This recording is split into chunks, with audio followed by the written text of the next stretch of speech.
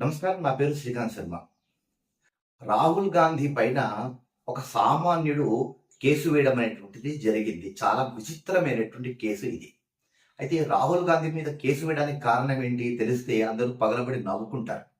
అదేంటంటే రాహుల్ గాంధీ బీజేపీ, ఆర్ఎస్ఎస్‌ల పైన నేను యుద్ధం చేస్తాను, వీటికి వ్యతిరేకంగా పనిచేస్తాను, బీజేపీ, ఆర్ఎస్ఎస్‌లు చేస్తున్నటువంటి విధానాలకు నేను వ్యతిరేకంగా పనిచేస్తాను అని ఒక స్టేట్మెంట్ ఇవ్వడం అనేటువంటిది, ఒక వీడియో అనేటువంటిది హల్చల్ చేసింది.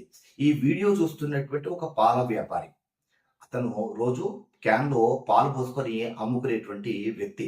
ఈ వీడియో ప్లే అయ్యి, ఆ వీడియో వింటున్నటువంటి సమయంలో ఆహ్, ఆహ్, ఆ వీడియో విన్నందుకు అతను కాస్త కంగారు పడి, ఏంటి ఇంత మాట అనేసాడు అన్నట్టు కంగారు పడి, తన చేతిలో ఉన్నటువంటి పాల క్యాన్‌ను జార విడుచుకున్నాడట. ఫలితంగా సుమారు ఒక 5 లీటర్ల పాలు నేల పాలైపోయాయట.